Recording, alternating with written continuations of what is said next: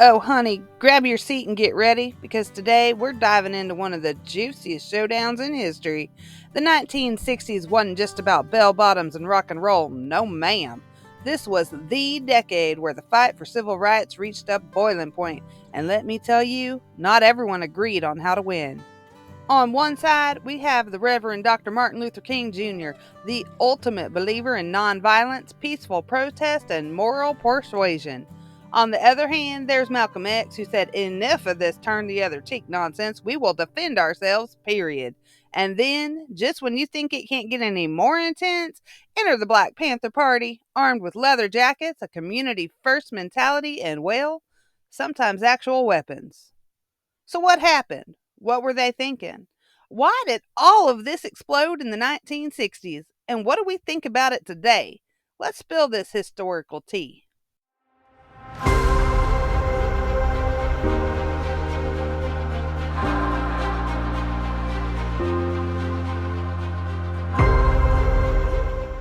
The civil rights movement didn't start in the 1960s. It had been brewing for decades. Jim Crow laws, segregation, and the constant threat of violence from groups like the Ku Klux Klan kept black Americans as second class citizens despite the 13th, 14th, and 15th Amendments.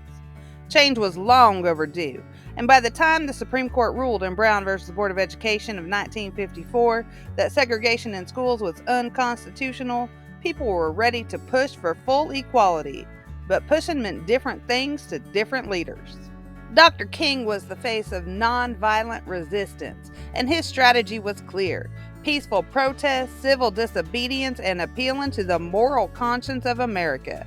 Inspired by Gandhi's movements in India, he preached that change could come through marches, sit-ins, boycotts, and legal battles. He saw landmark victories like the Montgomery bus boycott from 1955 to 1956 and used moments of injustice like the brutal treatment of protesters in Birmingham to force the government's hand. His famous letter from Birmingham jail was a direct clapback to critics who said he was pushing too hard, too fast. In it, he wrote that waiting for change was not an option because justice too long delayed is justice denied. And when he stood at the March on Washington in 1963 delivering his "I Have a Dream" speech, he made the world believe that a peaceful, integrated America was possible. But not everyone thought peace was the way to go. Malcolm X had zero patience for white America's so-called conscience. The follower of the Nation of Islam, he believed that black people didn't need integration, they needed independence.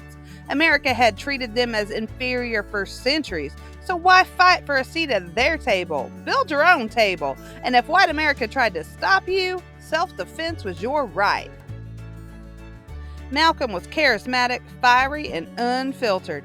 His speeches gave many black Americans the confidence to stand tall and refuse to beg for rights that should have been theirs all along. He openly criticized MLK's nonviolence, calling it weak and ineffective. Instead of "we shall overcome," he was saying "by any means necessary." But here's the plot twist. Malcolm X didn't say the same. After making a pilgrimage to Mecca, he started reconsidering some of his earlier beliefs. He broke away from the Nation of Islam and began talking about working together across racial lines. But before this new phase of his activism could fully take shape, he was assassinated in 1965. And then we have the Black Panther Party.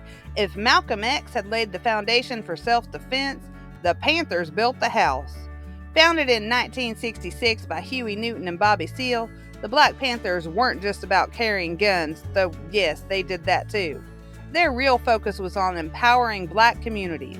While MLK was working on changing laws, the Panthers were making sure black people could survive in the meantime. They created free breakfast programs for kids, opened health clinics, educated people on their legal rights, and patrolled neighborhoods to prevent police brutality. They believed that the government wasn't protecting black Americans, so they had to protect themselves. But let's be real, this scared the government. J. Edgar Hoover, the director of the FBI, labeled the Black Panther Party as the greatest threat to national security. That's right. The government thought feeding kids and protecting neighborhoods was more dangerous than the KKK still running around. The FBI's COINTELPRO program worked to destroy the Black Panthers from the inside, using infiltration, false arrests, and even outright assassinations. So, why did all this happen in the 1960s? TV cameras changed the game. The world was finally seeing in real time the violence inflicted on Black Americans who were simply asking for their rights. Every time police turned fire hoses and attack dogs on peaceful protesters, America's image as the land of the free took a hit. And let's not forget that Black soldiers had fought in World War II, Korea, and Vietnam, only to return home to segregation and discrimination. The hypocrisy was unbearable. And then there was the Great Migration, where millions of Black Americans moved from the rural South to big cities like Chicago, New York, and Los Angeles. Activism in the cities looked very different from activism in the South. No more yes sir, no sir attitudes. This was the age of boldness. So, what do we think about all this today? MLK is celebrated as a national hero, and his movement undeniably led to the Civil Rights Act of 1964 and the Voting Rights Act of 1965, which legally ended segregation and protected voting rights. Malcolm X, once seen as too radical, is now recognized as a visionary who gave Black Americans the confidence to fight for themselves.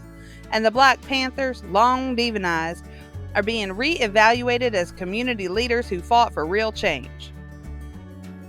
And if you look at modern movements like the Black Lives Matter, you can see a little bit of all three. The peaceful protest, that's MLK. The unapologetic calls for justice, that's Malcolm X. The focus on community, empowerment, and self-sufficiency, that's the Black Panthers. The civil rights movement wasn't just one man or one strategy.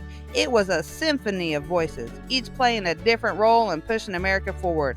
And honey, the tea is, the pushing's still happening. Whew, that was a lot of tea, but honey, the civil rights movement deserves every sip. From MLK's peaceful protest to Malcolm X's fire to the Black Panthers' community strength, this was not a one-size-fits-all movement. It took all of these voices, all of these strategies, and all of this energy to push America forward. But now, I want to hear from you. Which approach do you think was the most effective? Do you believe MLK's philosophy of nonviolence was the best path to justice? Were Malcolm X's calls for self-defense and Black empowerment more realistic? Or do you think the Black Panthers' focus on protecting and providing for Black communities was the strongest strategy? Drop your thoughts in the comments below. I love hearing different takes, and let's be real, history is always better when we talk about it. And while you're here, don't forget, like this video if you learned something new, subscribe to the channel for more history tea with Miss F, share this with your history besties so they can pass their exams with some extra civil rights knowledge. Oh, and hit that notification bell so you never miss a sip of this tea. Until next time, stay curious, stay informed, and keep spilling the history tea.